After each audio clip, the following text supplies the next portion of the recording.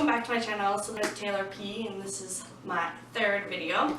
So for this video I want to talk about things that you should pack for Egypt. This is because I'm actually going back to Egypt really soon. There's a lot of things I didn't know I needed to pack, and then I also overpacked some stuff. So starting off, let's start off with some food things that you should bring to Egypt if you can. First, I would say bring your favorite food or favorite cereal.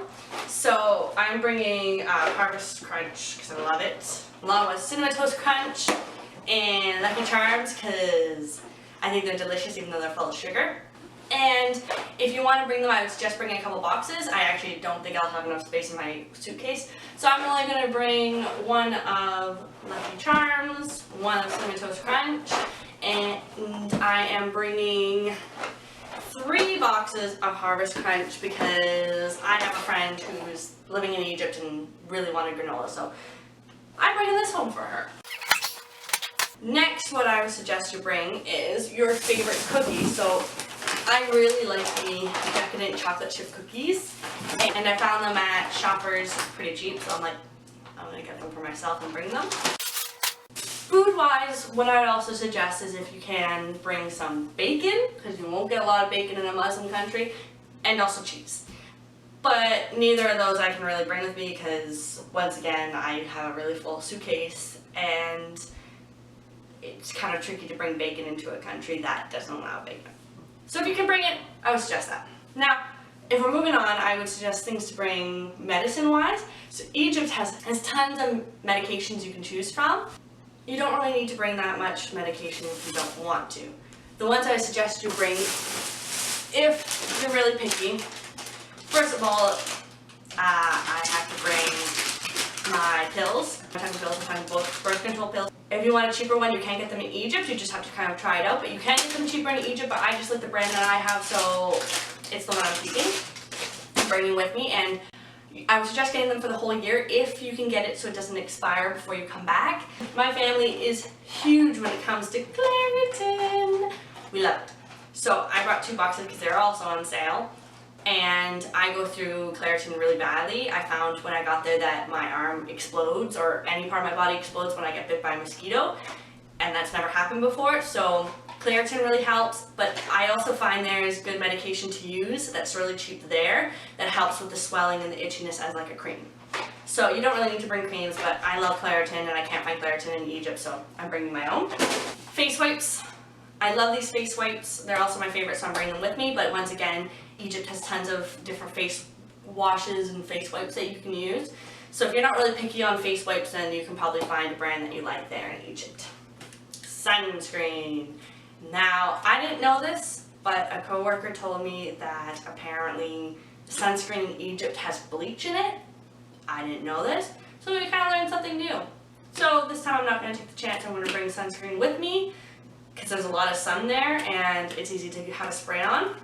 One of the other things I would suggest, now this is for ladies, once again, a big box of tampons. So sorry gentlemen, but big box of tampons. They don't really have them in Egypt. They have the paper ones, so I suggest getting the plastic one. Bring the tampons.